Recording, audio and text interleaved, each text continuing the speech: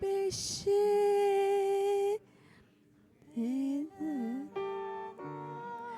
que tu nous donnes, enseigne-nous à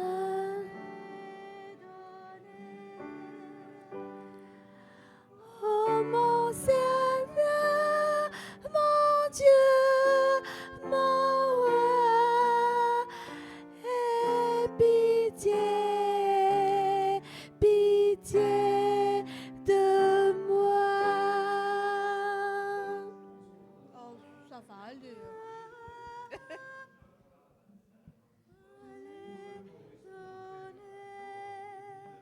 Oh mon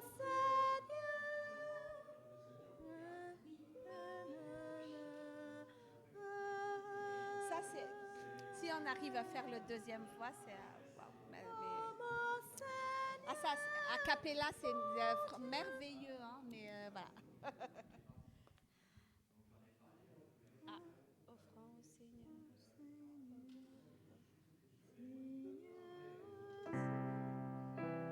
Mais c'est l'heure, hein? Oui, je vais aller aux toilettes et puis comme ça.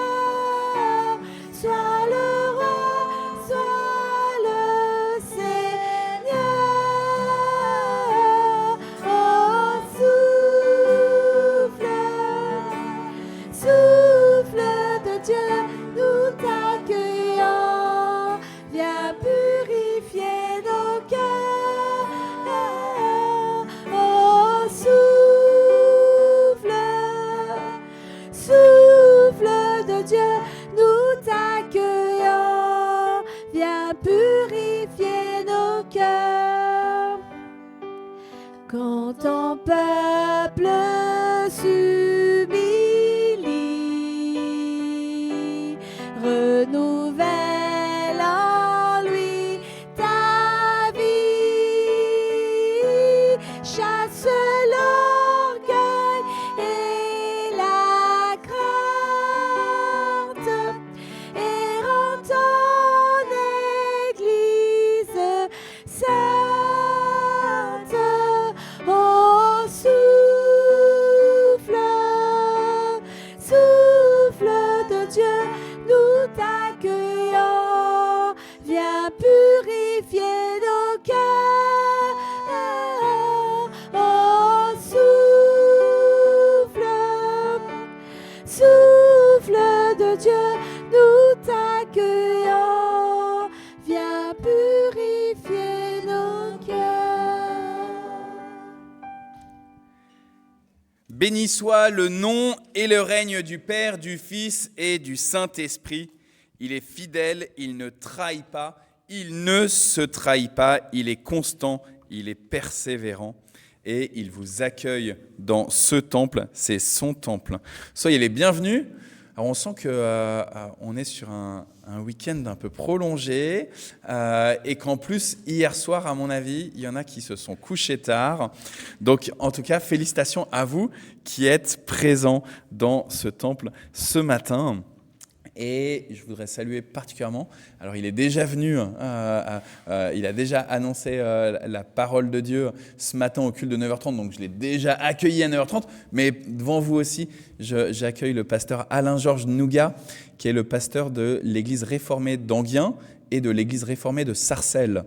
De la même manière qu'à Dreux, on a une petite église qui avait beaucoup de mal à vivre, à survivre et qui a été accompagnée par la grosse église de Saint-Germain-en-Laye.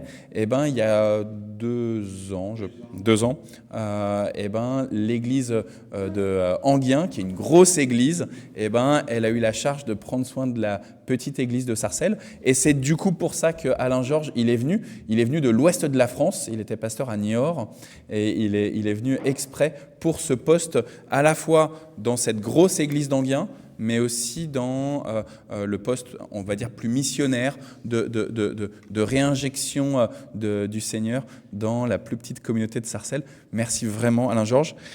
C'est un petit trajet quand même pour venir. Donc ce matin, il est parti tôt, mais voilà, tu es avec nous et c'est une bénédiction que tu sois là.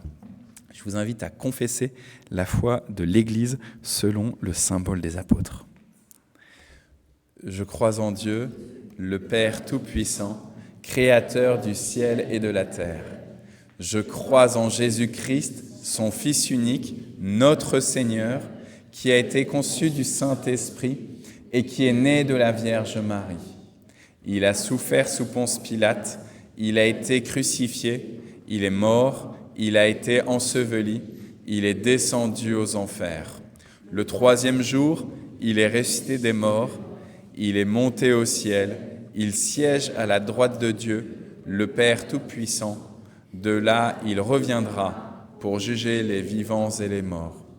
Je crois au Saint-Esprit, la Sainte Église universelle, la communion des saints, la rémission des péchés, la résurrection de la chair et la vie éternelle. Amen. Amen. Je vous invite à prendre place. Andrea, je te laisse la place pour les annonces.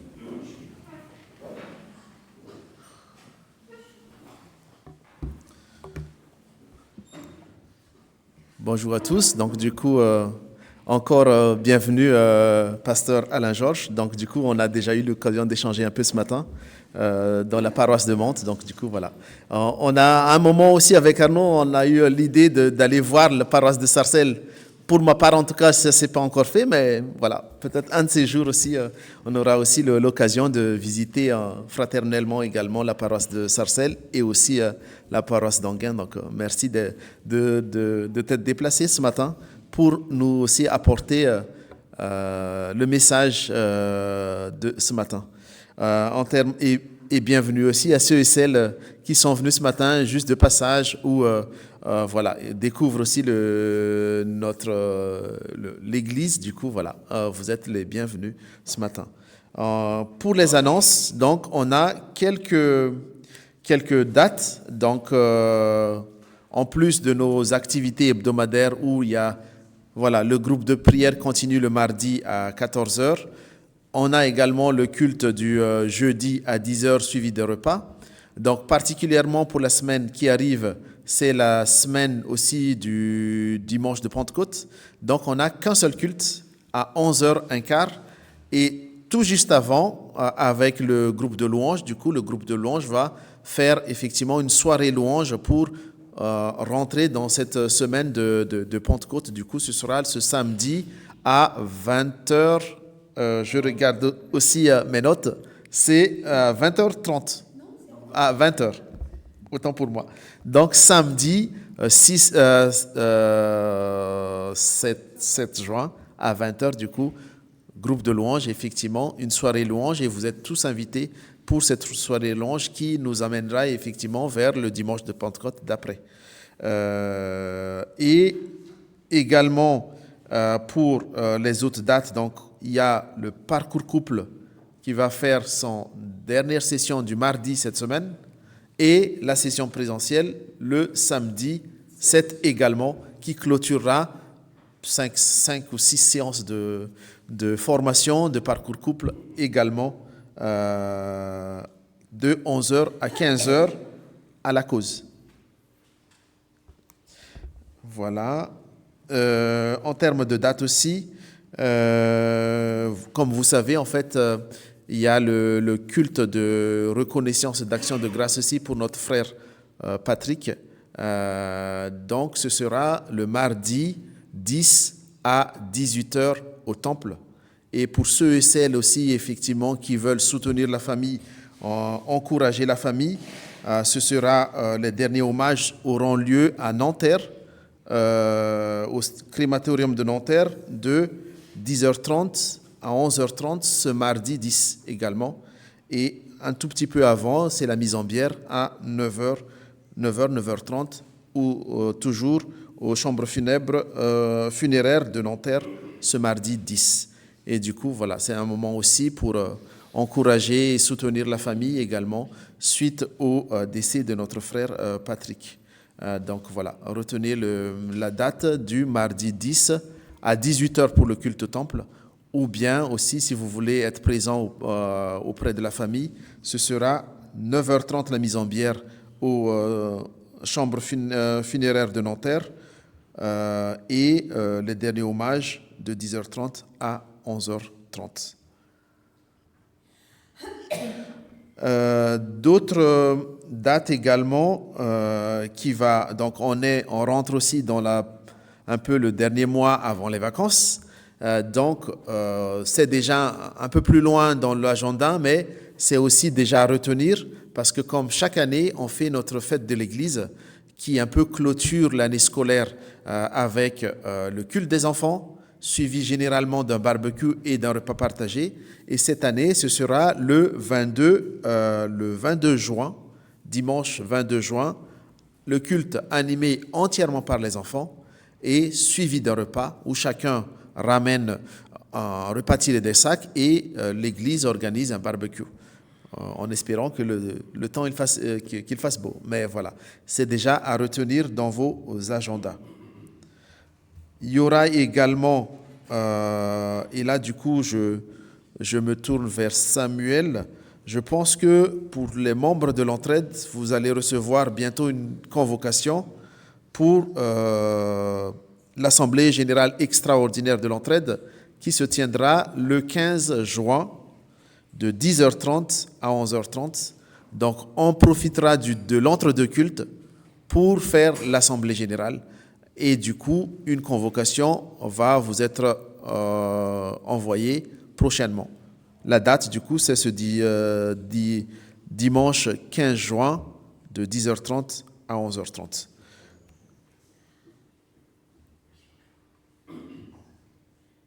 Je pense que c'est tout en termes d'annonce. Sinon, Arnaud, tu compléteras. Merci beaucoup. Merci Andrea. Peut-être qu'il y aurait deux personnes qui voudraient bien faire les offrandes.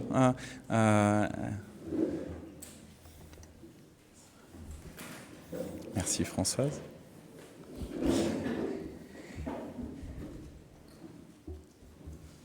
Et alors par rapport à ce que tu disais Andrea de compléter, en fait c'était quasi tout parfait. Il y a encore un truc que je vous prie de noter. Ouais, peut-être tu as raison Françoise que ça suffisait à une personne. Donc pour le week-end de Pentecôte, donc tu as dit il y a le parcours couple, la journée en présentiel, c'est le 7. Le soir, la soirée de louange et d'adoration. Vraiment, venez nombreux. Je pense qu'on va pousser les chaises, on va restructurer un peu le temple et on va vivre ce moment. C'est à la fois du temps de louange, mais je pense qu'ils ont prévu aussi un temps de prière, un temps d'écoute de la parole. Bref, ça va être un moment fort. Tout ça, c'est le samedi 7. Le dimanche 8, tu nous as dit, il y a le culte de Pentecôte. Parfait, culte unique.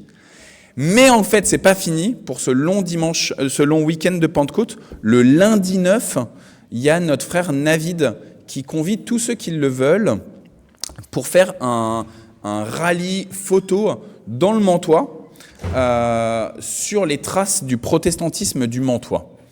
Le Mantois a une vieille histoire protestante. Il y a eu plein de temples qui ont été construits. Il y a une histoire du protestantisme ici dans le Mantois. Il y a des places qui s'appellent encore la place du Temple, etc. Et l'idée, ça va être que le lundi de Pentecôte, le 9 juin, avec Navid, vous fassiez le tour, alors en voiture, parce que ça va aller jusqu'à Bonnières, ça va aller jusqu'à Aubergenville, donc ça serait trop long de faire ça à pied, et de faire quelques photos pendant tout ce rallye, ce parcours. Et l'ensemble des photos, ensuite, elles seront sélectionnées et elles serviront de base pour l'exposition, pour les journées du patrimoine. Puisque du coup, Navid, il est en charge des journées du patrimoine qui ont lieu chaque année au mois de septembre. Et donc, l'idée, c'est de vous utiliser, vous, pour faire ces photos pendant ce rallye photo du Mantois et découvrir le patrimoine architectural protestant du Mantois, puisque ces journées du patrimoine sont sur le thème du patrimoine architectural. Voilà. Nous prions. Seigneur notre Dieu, Maître souverain de l'univers, reçois dans ta bonté l'offrande que nous avons collectée et que nous te présentons. Nous te la présentons avec un cœur reconnaissant, sachant que tous les dons que nous avons apportés nous proviennent d'abord de toi. Oui, c'est toi qui nous nourris, c'est toi qui nous abrites, c'est toi qui nous habilles. Alors béni sois-tu, Seigneur, pour la manière dont tu prends soin de nous et permets que nous puissions utiliser de la meilleure des manières possibles cette offrande pour ton Église, pour son travail, en particulier d'annonce de ton évangile à ceux du Mantois et peut-être au-delà. Amen. Dans l'Évangile selon Luc, au 10e chapitre, il y a une des paraboles de Jésus qui est, je pense, la plus célèbre. Elle s'appelle la parabole du bon samaritain. Mais on ne va pas la lire, on va lire juste ce qui introduit, ce qui permet que Jésus, avant qu'il lise la parabole du bon samaritain, ce qui va se passer. Et c'est un spécialiste des Écritures qui vient pour tendre un piège à Jésus. Et il lui demande, « Maître, que dois-je faire pour recevoir la vie éternelle ?» Et Jésus le renvoie à ce que dit la loi. Qu'est-il écrit dans notre loi ? Comment comprends-tu ce qui est écrit dans notre loi, dans la Torah ? Et le maître est un fin connaisseur des Écritures. Alors il dit, tu aimeras le Seigneur ton Dieu de tout ton cœur, de tout ton être, de toute ta force et de toute ta pensée. Et puis il rajoute, tu aimeras ton prochain comme toi-même.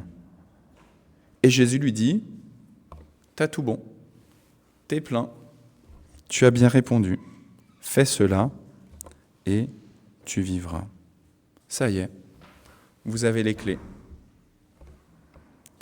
Frères et sœurs, pourtant, nous le reconnaissons lorsqu'on examine notre conscience, que malgré le fait que seulement 2 lois, ça nous est très difficile à suivre, à respecter. Alors nous prenons un moment pour oser demander pardon à Dieu, oser lui reconnaître que nous ne l'avons pas aimé de tout notre cœur, de tout notre être, de toute notre force, de toute notre pensée, et que nous n'avons pas aimé notre prochain comme nous-mêmes.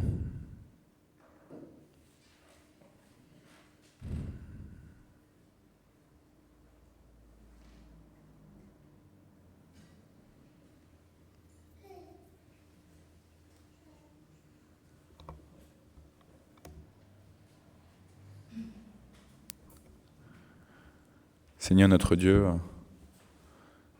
613 articles, c'est pas le code civil français, mais c'est déjà beaucoup. Et ça nous semble impossible à respecter.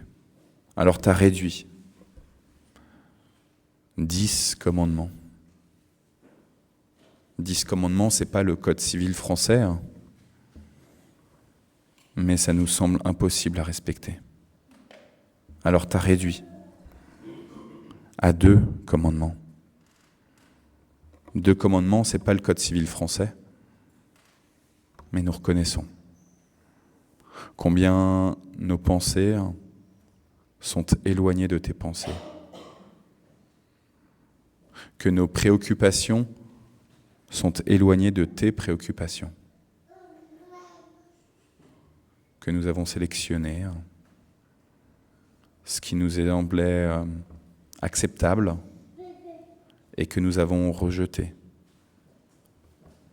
ce qui était trop difficile à supporter par notre intellect ou par nos émotions. Nous reconnaissons que nous n'avons pas marché droitement. Nous avons préféré fuir le regard de ceux qui demandaient, de ceux qui frappaient à nos portes. Nous avons préféré faire comme si nous n'entendions rien. Nous nous humilions devant toi, Seigneur. Nous avons honte de ces pensées et de ce comportement, de ces paroles.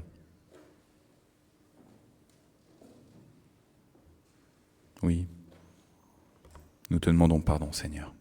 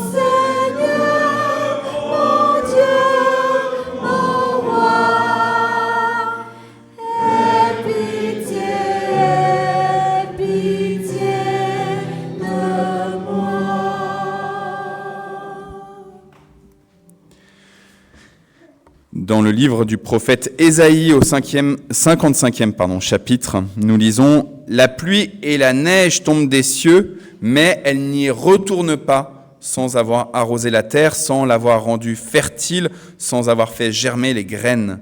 Elles procurent ainsi de la semence au semeur et du pain à celui qui a faim. Eh bien, il en est de même pour la parole qui sort de ma bouche. Elle ne revient pas à moi sans avoir produit d'effet, sans avoir réalisé ce que je veux, sans avoir atteint le but que je lui ai fixé. C'est dans la joie que vous quitterez Babylone. C'est dans la paix que vous serez ramenés chez vous. Devant vous, les montagnes et les collines éclateront de joie, et tous les arbres des campagnes battront des mains pour applaudir. Au lieu du buisson d'épines poussera le cyprès, à la place des orties poussera le myrte. Pour le Seigneur, ce sera un titre de gloire, la marque indestructible qui rappellera toujours ce qu'il a fait pour vous. La parole du Seigneur ne revient pas à lui sans avoir produit de l'effet.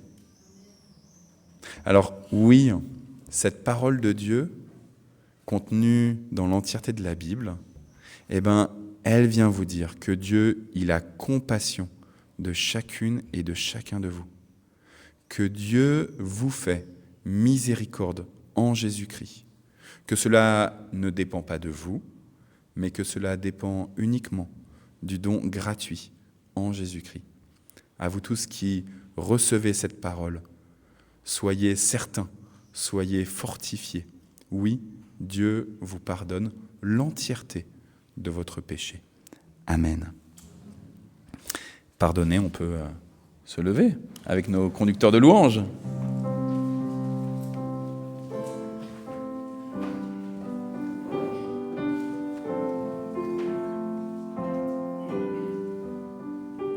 Quand je sors de l'univers, les astres que tu as créés, les océans, les mers, tout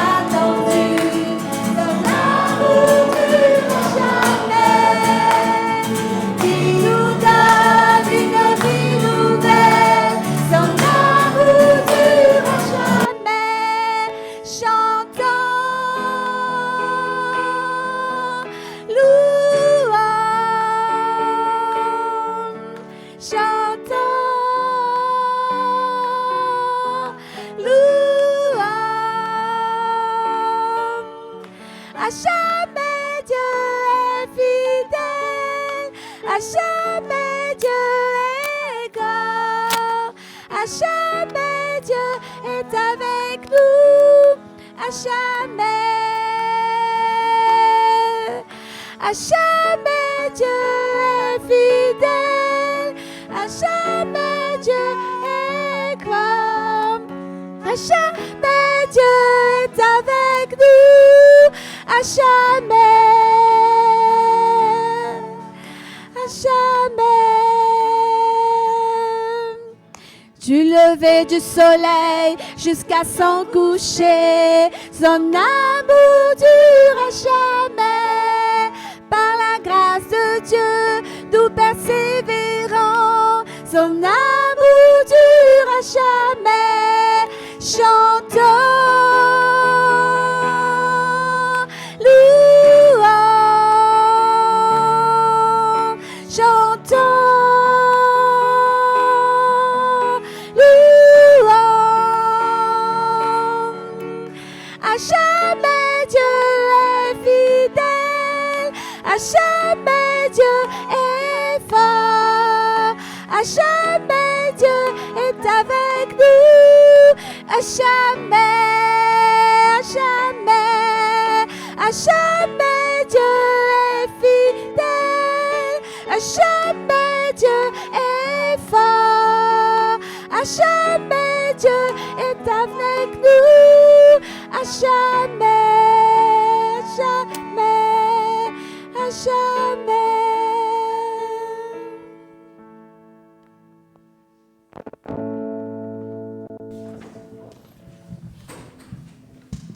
Amen. Je vous invite à prendre place.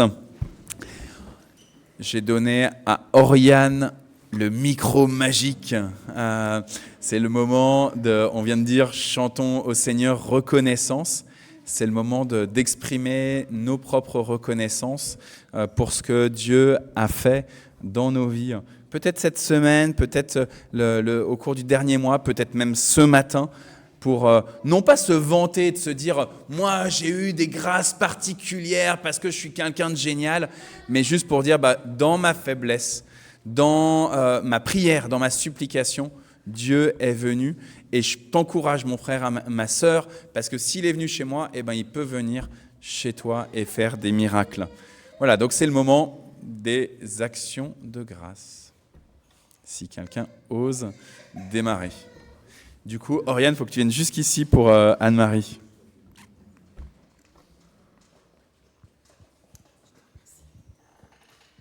C'est vrai que ces derniers temps, ça a été un peu compliqué pour notre famille. D'abord au mois de janvier avec la perte de mon beau-père, puis la semaine, il y a 15 jours maintenant, papa. Mais je voulais remercier au nom de toute ma famille vous, chers membres, qui avez prié pour papa quand il n'était pas au mieux de sa forme, mais aussi de nous avoir soutenus dans sa perte. Enfin, sa perte pour nous, mais on sait où il est. Amen. Papa aimait beaucoup le Seigneur, il le servait, il l'a servi pendant des années, et on sait qu'on se reverra, et ça c'est une consolation. Alors merci à chacun, parce que lors de ces obsèques, on s'est vraiment senti porté. J'ai pu chanter. C'était difficile, mais le Seigneur nous a vraiment portés et soutenus. Oui. Et on sentait derrière que beaucoup priaient pour nous. Et on a eu l'occasion aussi de vraiment partager le message du salut, parce qu'il y avait beaucoup d'inconvertis qui étaient là, et vraiment le message a été apporté sous toutes ses formes. Et vraiment, nous remercions le Seigneur pour tout ce qu'il a fait. Amen. Amen. Et on continue de prier pour ta famille Anne-Marie, ta famille Thomas, parce qu'il y a aussi tout l'épuisement physique aussi. Donc voilà, que le Seigneur continue de vous restaurer, vous et les vôtres. Alors, est-ce que quelqu'un d'autre aurait un sujet de reconnaissance, d'action de grâce, de ce que Dieu a fait cette semaine ou les jours précédents? Moi, j'en ai un. Dimanche dernier, et en même temps, comme ça, tu peux aller voir Noël, Oriane. Comme ça, elles pourront enchaîner. Dimanche dernier, on est revenu avec les ados du week-end des ados qu'on avait à Cergy. C'était génial, on a vécu vraiment un super moment. Et on arrive ici, et là, je découvre que Isabelle et Esther, qui avaient eu un temps, juste toutes les deux, un temps de qualité mère-fille, pendant qu'avec les garçons, j'étais au week-end des ados, et ben en fait que ça a été compliqué parce que Esther a eu la gastro, et donc du coup Isabelle a dû s'occuper de Esther toute la nuit, et donc finalement elles n'étaient pas dispo pendant la journée.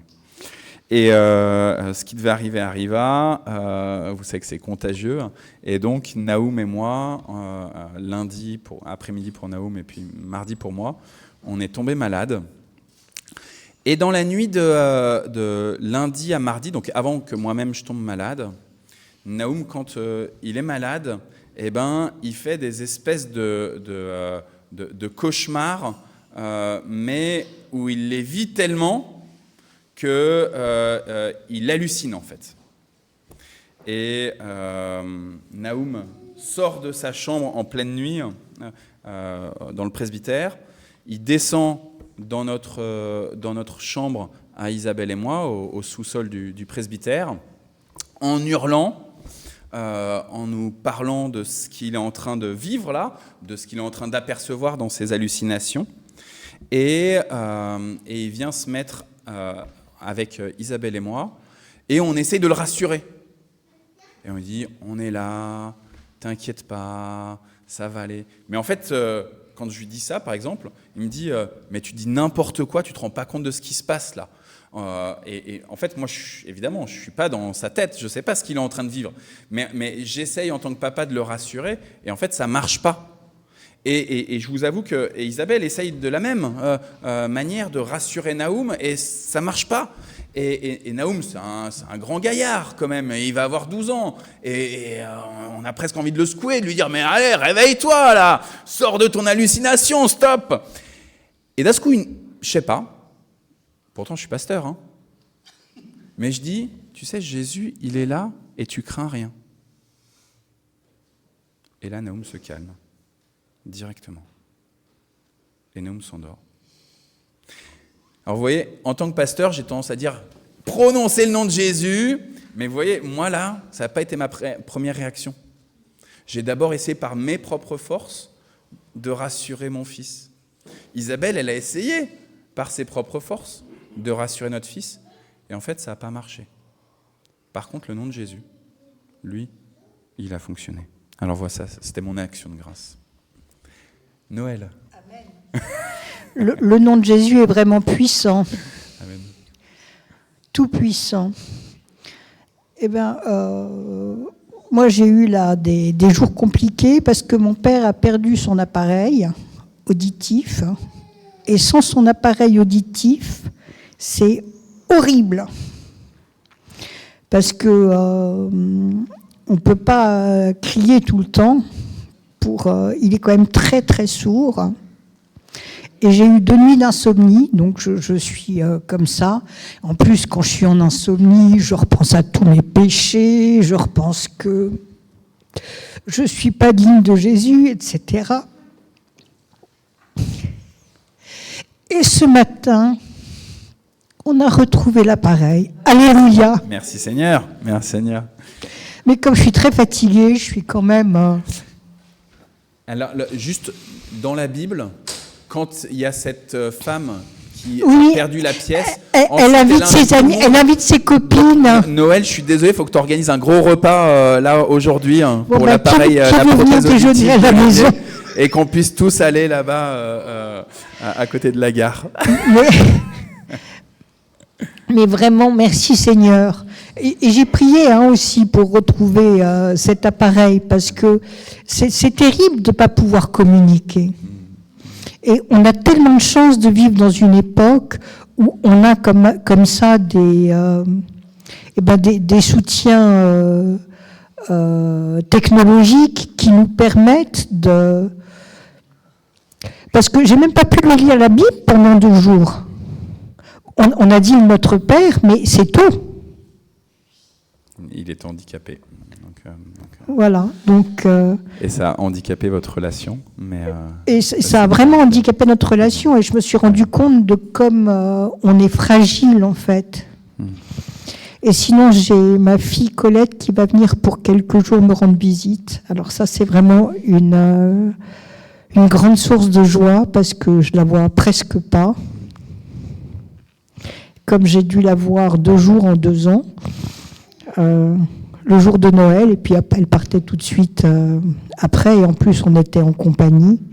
Et là, elle vient exprès pour me voir, même si c'est comme un week-end en semaine, et ben c'est un beau cadeau qu'elle me fait là, et je loue le Seigneur. Amen. Merci. Amen, amen.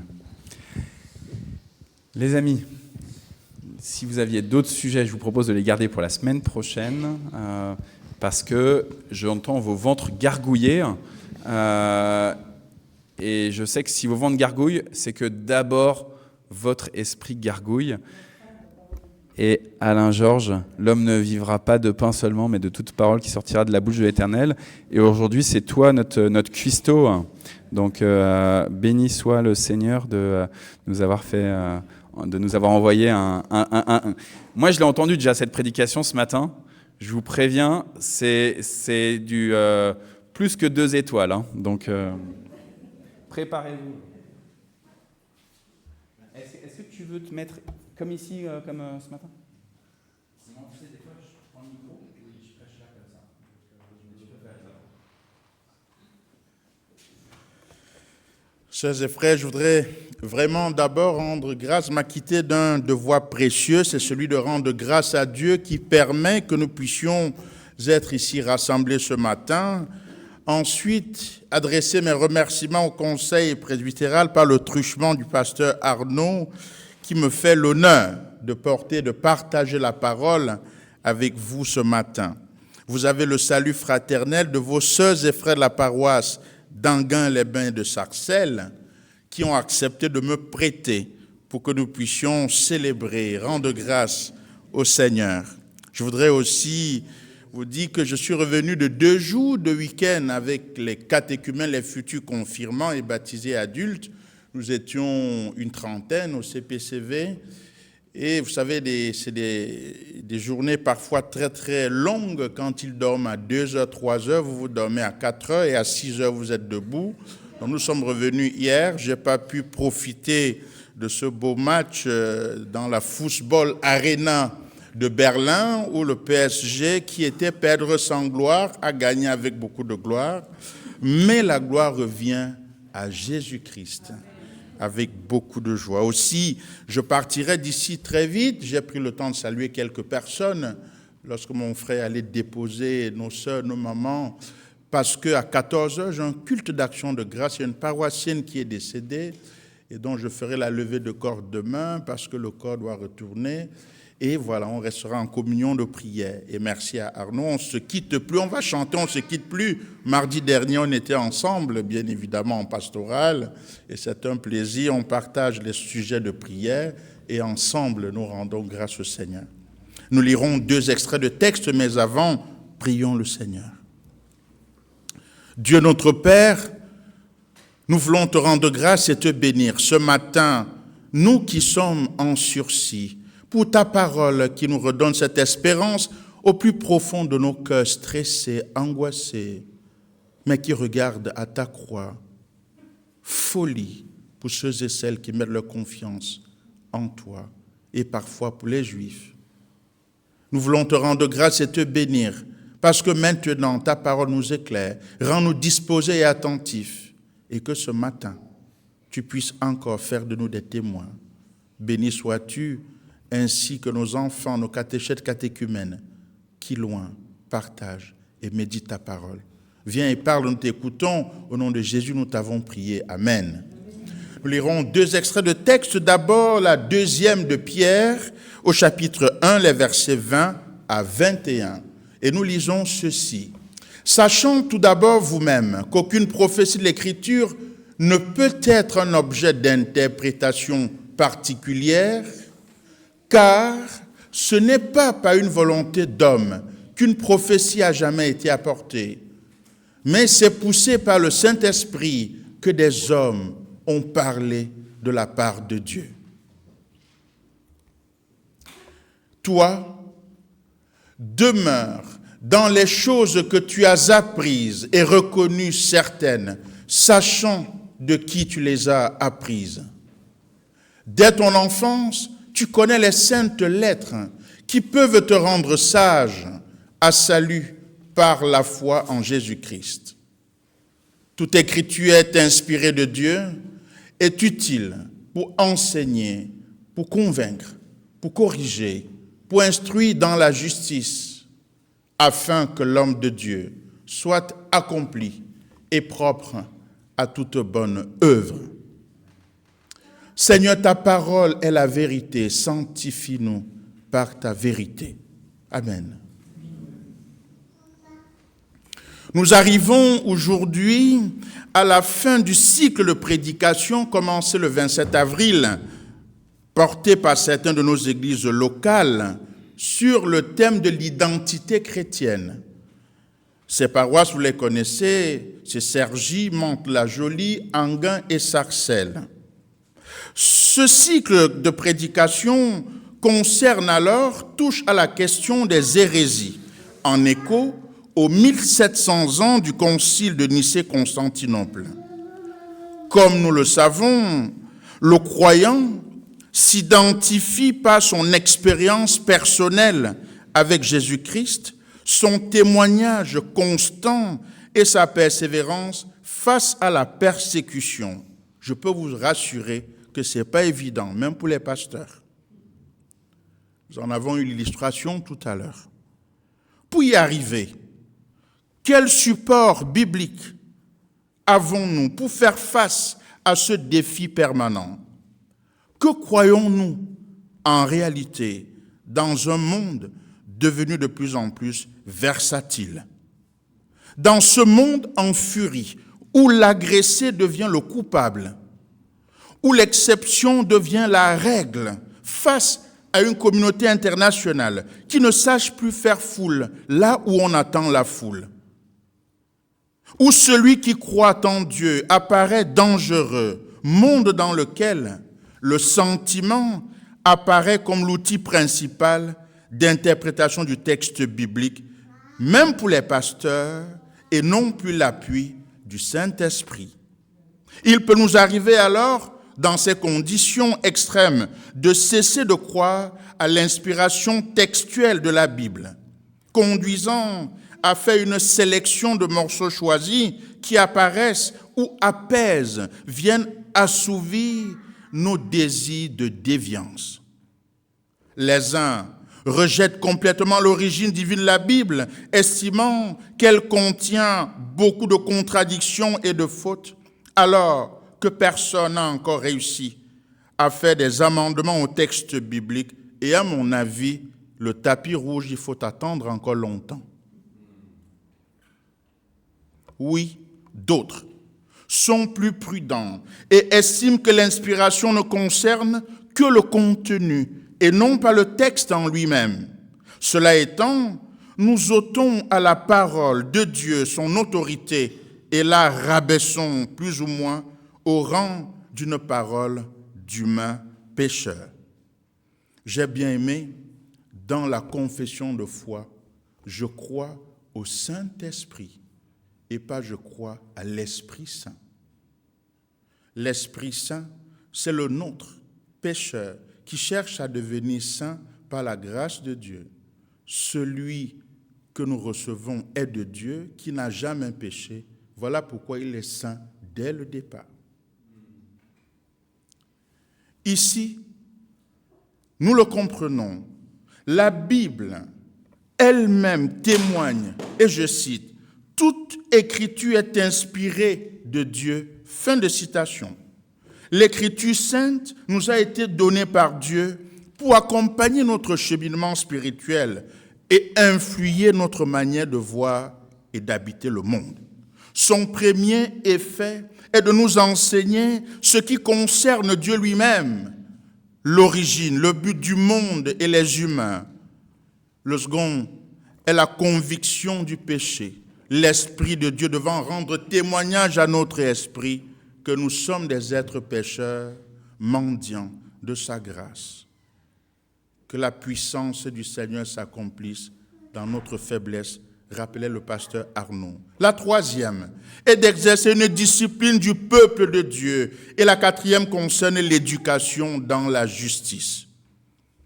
En nommant la première alliance Ancien Testament, l'Église chrétienne n'a aucunement voulu suggérer que les écritures du peuple juif étaient périmées, has-been, et que l'on pouvait désormais s'en passer ou l'interpréter à l'aune de nos sentiments personnels. Elle a toujours affirmé, au contraire, qu'Ancien et Nouveau Testament, bien évidemment, sont inséparables. C'est à la lumière de l'Ancienne Alliance que le Nouveau, la Nouvelle Alliance comprend la vie, la mort et la résurrection en Jésus-Christ. Mais le rapport est tellement réciproque. D'une part, le Nouveau Testament demande à être lu avec les lunettes de l'Ancien Testament, mais il invite en même temps, d'autre part, à relire l'Ancien Testament avec les lunettes de Jésus-Christ, du Nouveau Testament, de la Nouvelle Alliance. Ce qui nous permet de proposer comme thème à notre méditation ce matin, toutes les Écritures s'accomplissent en Jésus-Christ, Ancien Testament et Nouveau Testament. Toutes les Écritures s'accomplissent en Jésus-Christ, Ancien et Nouveau Testament. Dans l'extrait de la seconde lettre que Paul adresse à Timothée, les versets 16 à 17 nous interpellent. L'apôtre avait conscience en son temps de la capacité de nuisance de ceux qu'il qualifiait d'imposteurs.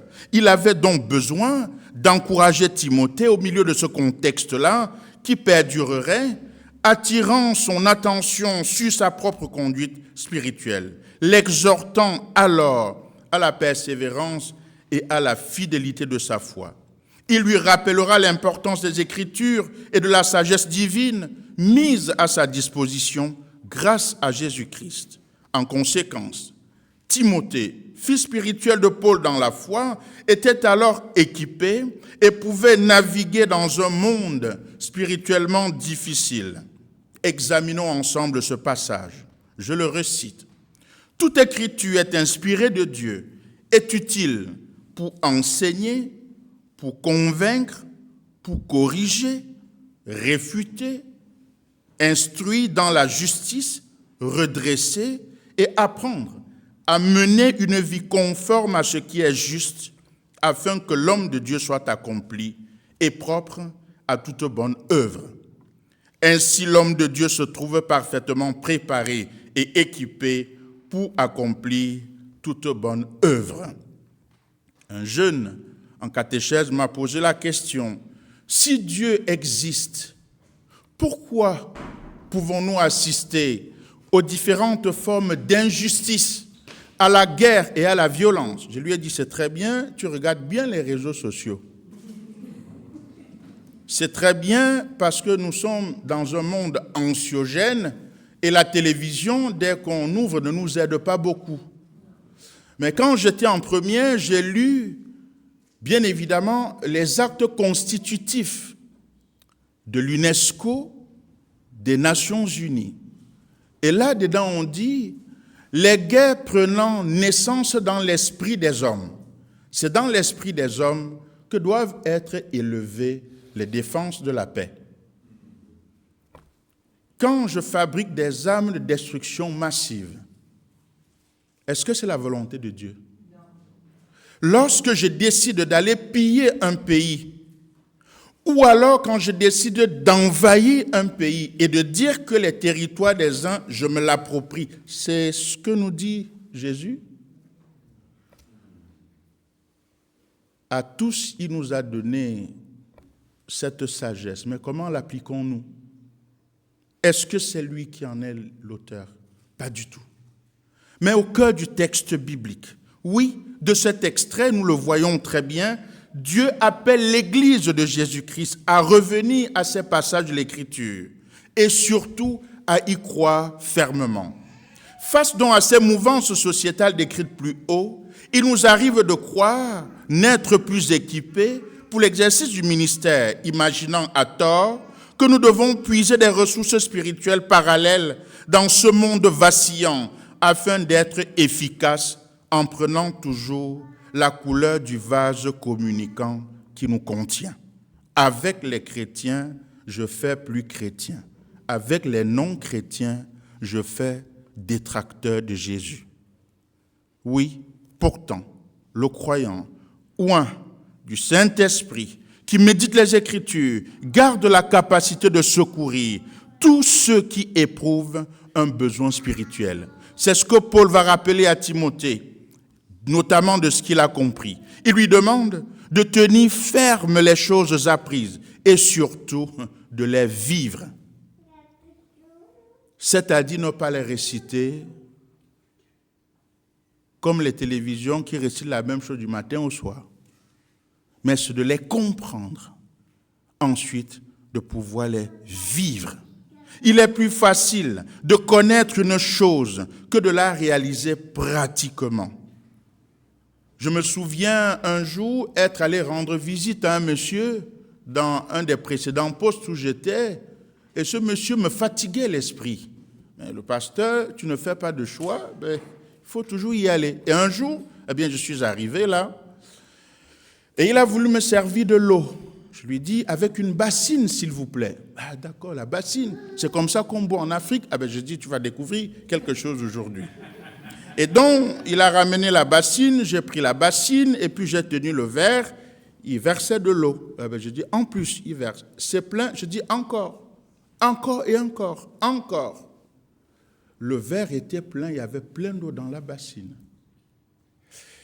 Et quand il s'arrête, je lui dis, vous voyez, vous êtes comme ce verre d'eau. Il est plein à ras-bord. Je n'ai rien à vous enseigner, parce que vous connaissez tout. Le verre, je l'ai posé avec la bassine. Je lui ai dit, à très bientôt, je suis parti. J'arrive au presbytère, moins de 15 minutes, il vient. Il avait bien compris. C'est cela. Porter une parole, parfois parce qu'on les a récités à la maison quand on était tout jeune, mais alors c'est de pouvoir en vivre. 2 paroles, tu aimeras le Seigneur ton Dieu, puis l'autre ton prochain comme toi. Nous en sommes incapables. Mais cette parole est une parole accomplie en Jésus-Christ, tirée à la fois de l'Ancien et du Nouveau. Dimanche dernier, nous parlions de Jésus-Christ. Est-il adopté ou est-il Dieu lui-même? J'ai commencé par aborder en droit civil français l'adoption simple et plénière. Et je prenais un exemple courant. Si je m'appelle Nougat Alain Georges et que je suis adopté par M. Dupont, la première forme d'adoption serait que je change de nom. Je ne m'appelle plus Alain Georges Nougat parce que j'ai coupé toute racine avec ma famille d'origine. Et donc, je m'appelle désormais Dupont, même si c'est difficile de voir un Dupont qui a la peau noire. Mais juridiquement, c'est possible. Et l'autre forme d'adoption, c'est que je choisis de garder mon nom Alain Georges Nougat, mais je reste bien adopté par une autre famille française. Et la question que je posais, lorsque l'évangéliste Matthieu rappelle après le baptême de Jésus, cette voix qui se fait entendre, celui-ci est mon fils bien-aimé en qui j'ai mis toute ma confiance. Écoutez-le. Il y en a qui expliquent que là, Dieu adopte Jésus-Christ. Nous pouvons avoir toutes les théologies du monde. On peut avoir toutes les prédications du monde. Si nous n'avons jamais compris le fondement profond, que le Nouveau Testament est l'accomplissement de l'Ancien, et que les deux s'interprètent, et que Jésus c'est Dieu, c'est qu'il faut retourner en catéchèse, à la bonne catéchèse. Pas la catéchèse vue de l'esprit, pas la catéchèse où on vient donner à la conscience une satisfaction émotionnelle, à la vraie, qui est tirée à la fois de l'Ancien et du Nouveau Testament. Quand nous lisons Genèse chapitre 1, nous le gardons à l'esprit. Au verset 26 de Genèse chapitre 1, il est écrit « Faisons l'homme à notre image ». Pourtant, Dieu qui crée dit et la chose se fait. Première personne du singulier.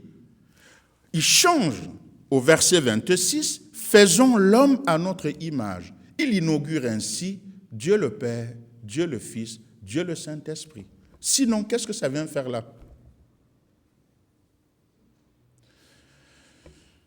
Oui, nous pouvons faire face à toutes les mouvances sociétales.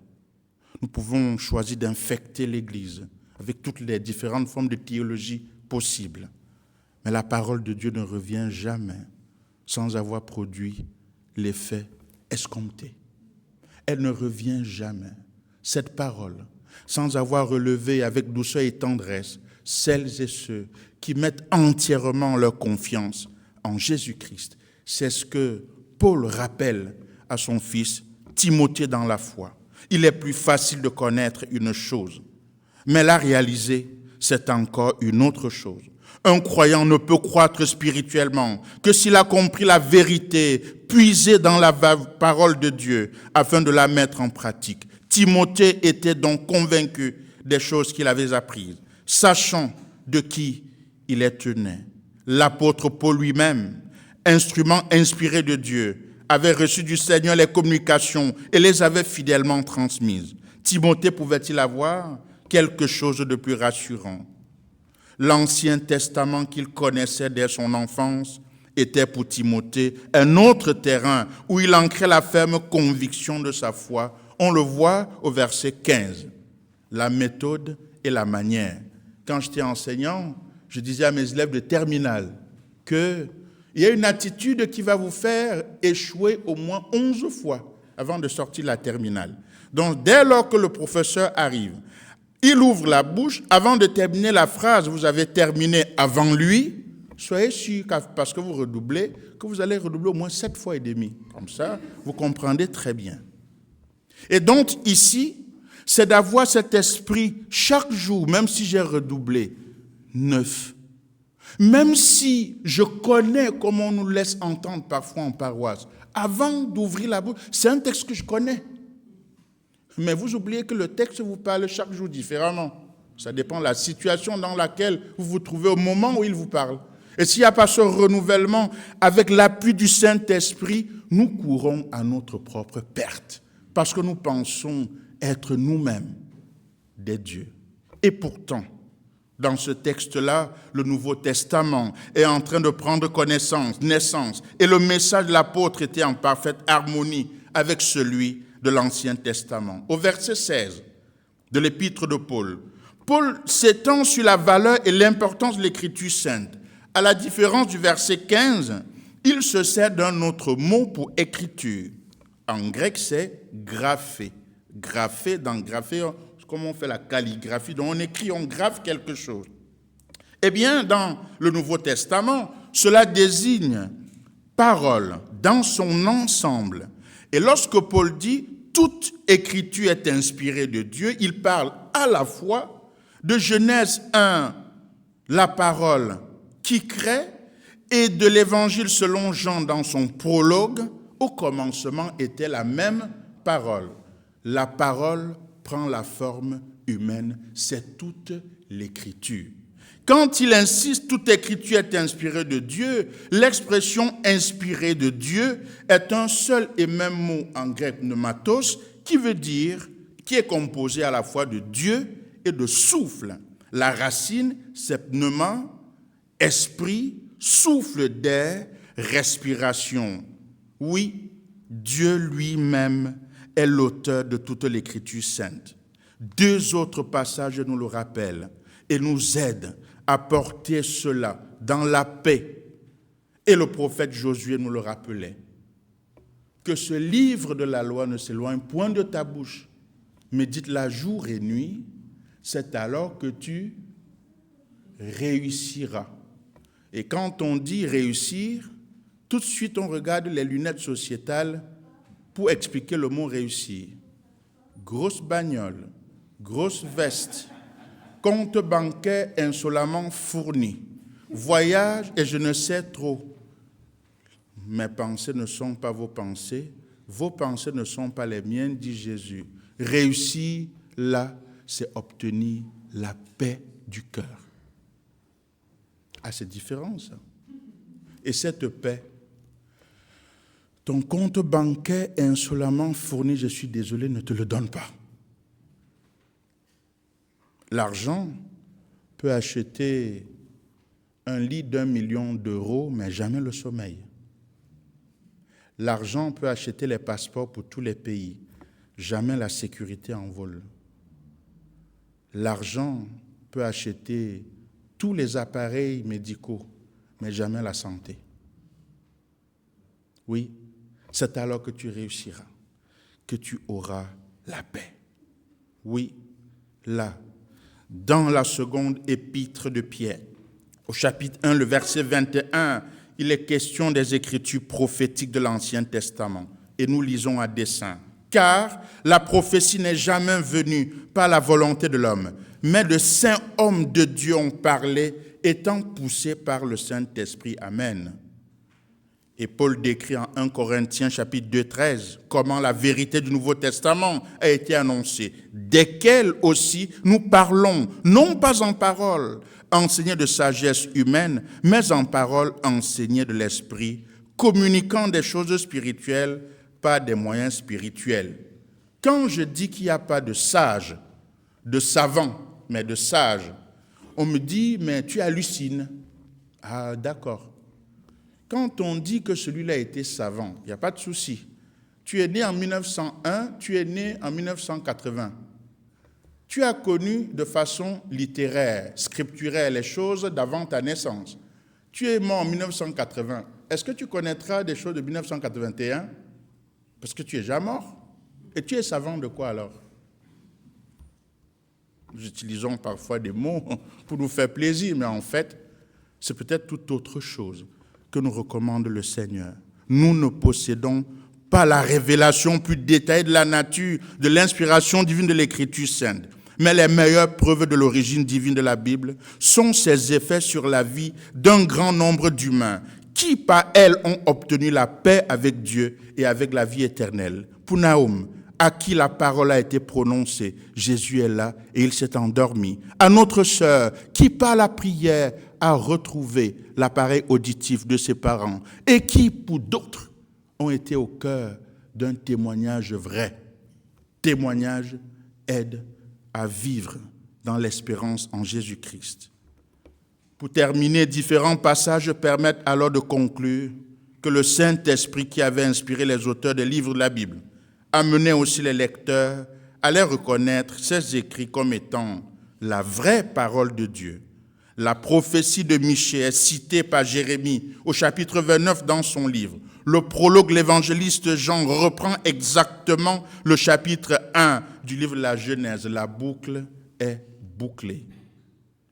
La finalité n'est pas de réciter comme des perroquets, mais cette finalité est que celle ou celui qui met sa confiance en Dieu soit parfaitement accompli pour l'œuvre de témoignage en Jésus-Christ. Le croyant devient alors un chrétien sans être un crétin qui, dans un fidèle dévouement, vit pour son Dieu. Il veut nous instruire par sa précieuse parole et faire de nous, malgré nos faiblesses, nos peines, nos angoisses, des témoins fidèles de l'espérance en Jésus-Christ qui se trouve dans l'Ancien et le Nouveau Testament. Que le Seigneur te soutienne et qu'il fasse de toi, malgré ce que tu es, un témoignage vivant dans chacun des lieux où tu es, de la parole accomplie en Jésus-Christ. Amen.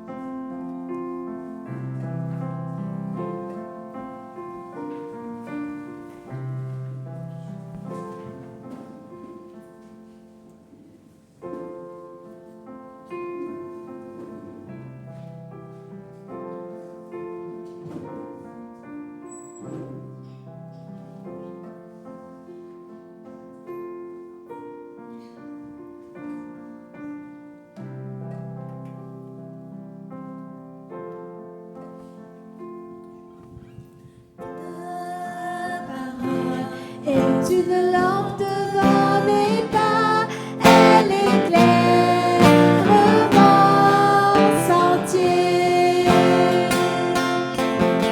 Ta parole est une lampe devant mes pas, elle éclaire mon sentier.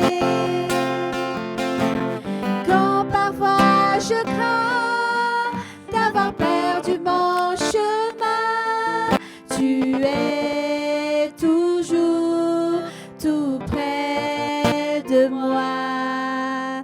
Non, je ne craindrai rien, car tu me tiens par la main, tout près de moi, jusqu'à la fin. Ta parole est une lampe devant mes pas, elle éclaire mon sentier. Ta parole est une lampe devant mes pas, elle éclaire mon sentier. Je n'oublierai pas ton grand amour pour moi. Pourtant, parfois, je doute encore. Oh Jésus, guide-moi, garde-moi tout près de toi. Je veux t'aimer jusqu'à la fin.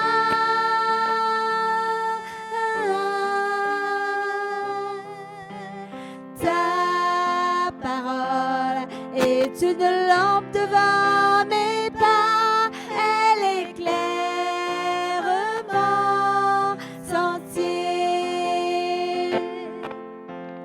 Ta parole est une lampe devant mes pas, elle éclaire mon sentier. Prions. Seigneur notre Dieu, notre joie est de te louer, toujours et en tout lieu.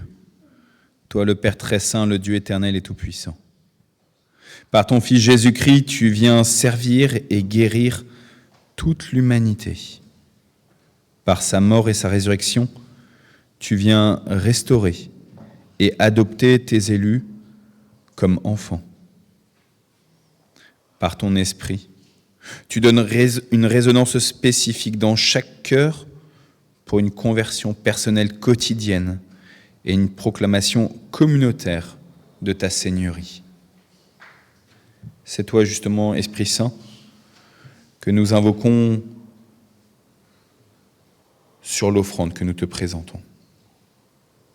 Le pain, le vin, le jus de raisin et sur notre assemblée. Que par ta présence, Saint-Esprit, nous soyons rendus à la vie, à la suite de Christ. Que par ta présence, nous amenions le monde à reconnaître le Père révélé par le Fils.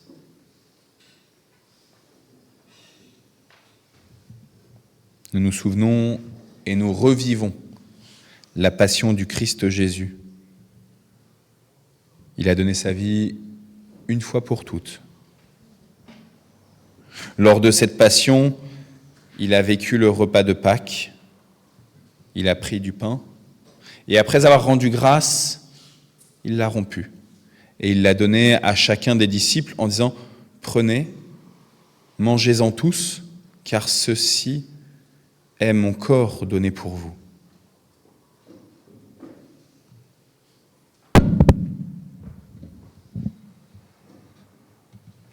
Faites ceci en mémoire de moi.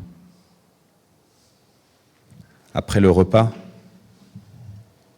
il a pris une coupe, il l'a élevée, rendant grâce à Dieu son Père, à Dieu notre Père. Il l'a donnée à chacun de ses disciples en disant « Prenez, buvez-en tous. Ceci est mon sang le sang de l'alliance nouvelle et éternelle. Ce sang, il est répandu pour le pardon de tous vos péchés. Faites ceci en mémoire de moi. Alors oui, nous faisons mémoire de notre Seigneur, de notre Sauveur.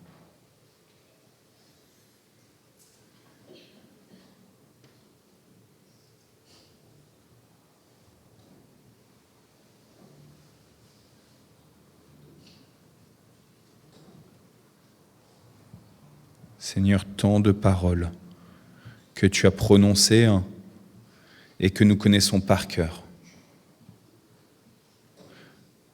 Tant de miracles que tu as accomplis et que nous connaissons.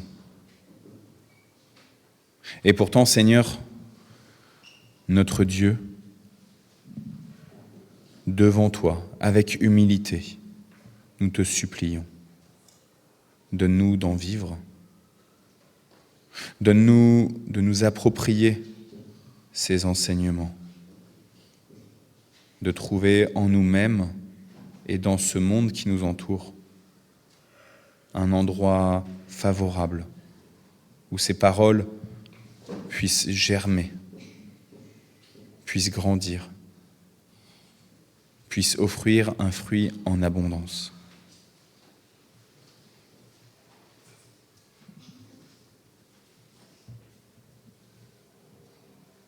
Nous te remettons, Seigneur, toutes nos familles endeuillées.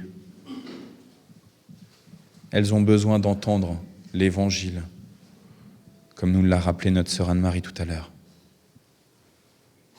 Alors oui, nous te supplions, Seigneur, que cet après-midi, le pasteur Alain Georges, lors de ce culte d'action de grâce, il puisse offrir le beau cadeau de ta parole. Nous te supplions pour cette famille endeuillée, pour qu'elle puisse recevoir cette nourriture solide pour leur esprit, pour leur âme et pour leur corps. Nous te supplions, Seigneur, pour toutes les familles de notre communauté qui sont fatiguées, épuisées, psychiquement, spirituellement, physiquement. Tu es celui qui restaure, tu es celui qui libère, tu es celui qui guérit. Alors oui, agis s'il te plaît, agis. Nous te prions pour ton Église, l'Église de Jésus-Christ, l'Église universelle. Alors qu'en ce week-end de l'Ascension, nous nous souvenons de cette élévation à ta droite, Père, de ton Fils, nous voulons nous rappeler la mission de ton Église, faire de toutes les nations tes disciples, baptiser et enseigner. Alors oui, Seigneur, en ce week-end de l'Ascension, s'il te plaît, réveille, restaure ton Église. Donne-lui la conviction, lorsqu'elle s'est détournée de toi, de plier le genou. Donne-lui la conviction de recevoir avec humilité ta croix et ta résurrection. Nous te supplions, Seigneur, pour tous ceux qui sont de jeunes chrétiens, qui te reçoivent tout juste dans leur balbutiement, pour ceux qui les accompagnent, pour ceux qui les aident à lutter. Béni sois-tu, Seigneur, pour la lutte au dehors et pour la crainte au dedans. Nous te remettons, Seigneur, notre voisinage. Tu nous y as placés, Seigneur, dans nos quartiers, dans nos maisons, dans nos appartements, pour pouvoir être des témoins lumineux.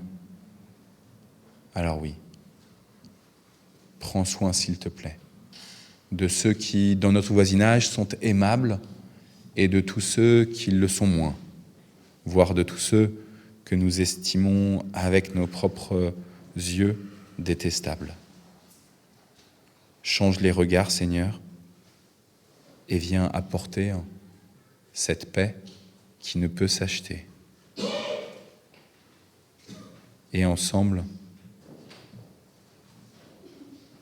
nous disons les mots que ton Fils nous a enseignés, en nous les appropriant profondément, pas comme une récitation.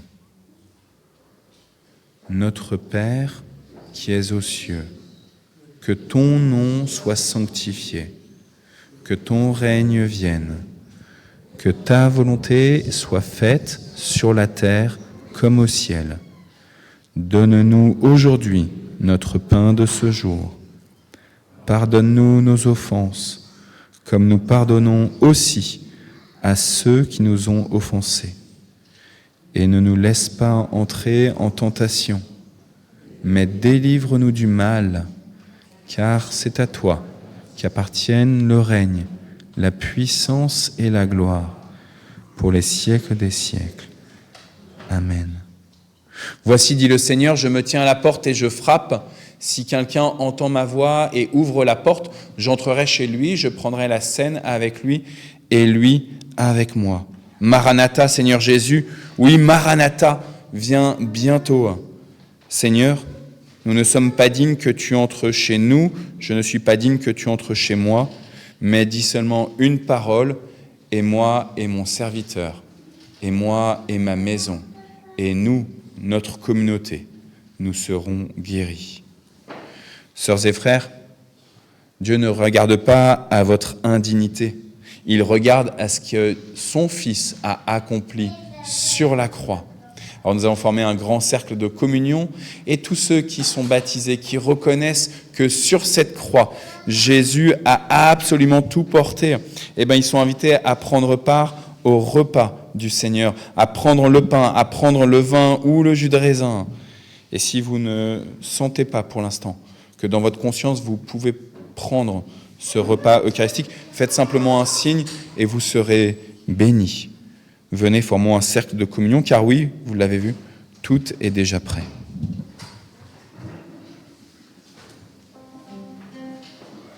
Alain Georges.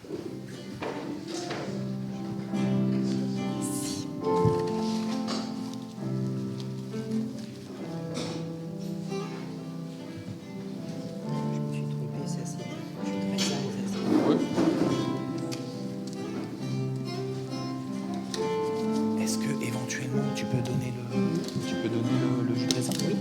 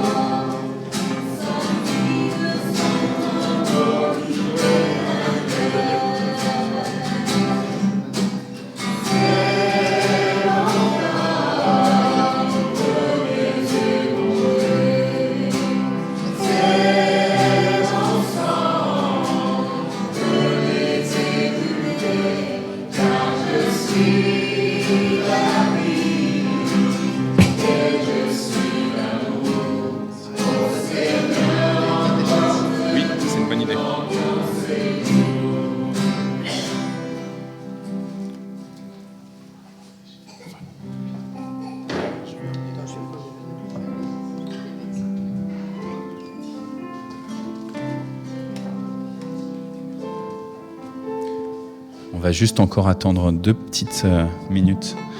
Ils vont aller voir les responsables de la catéchèse.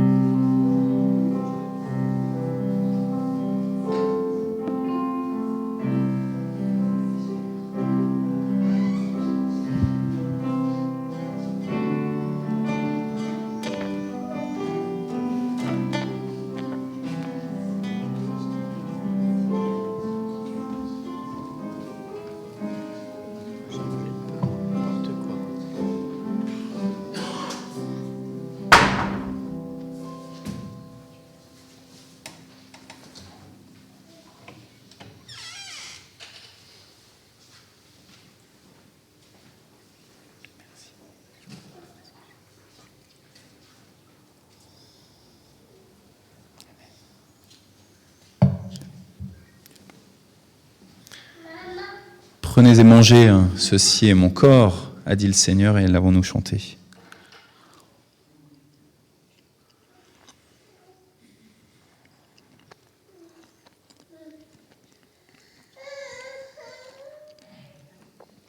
Prenez et buvez, ceci est mon sang.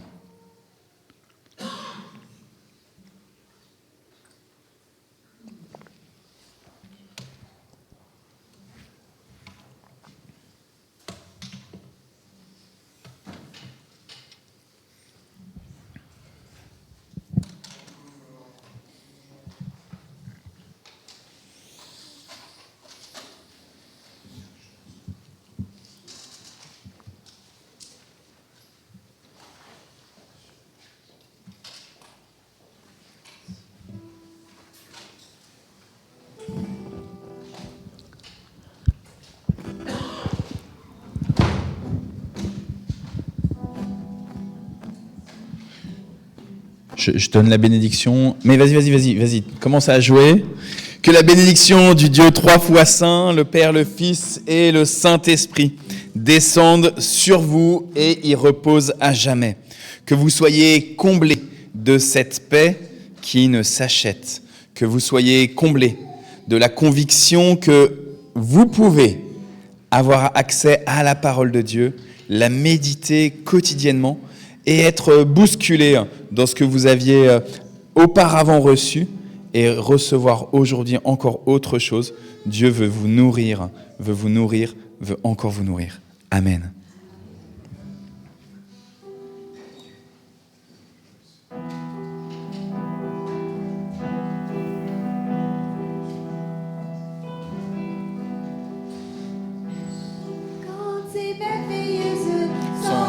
Toutes tes œuvres, ô Seigneur notre Dieu. Tout-puissant, juste et véritable, dans toute ta volonté, là le roi éternel, qui sur la terre et dans le ciel est semblable à toi. Tu règnes sur tout l'univers, Dieu.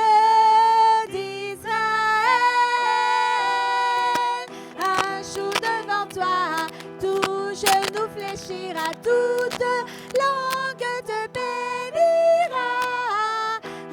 Alléluia, alléluia, alléluia, amen.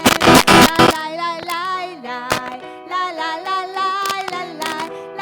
la la la la la la la la la la la la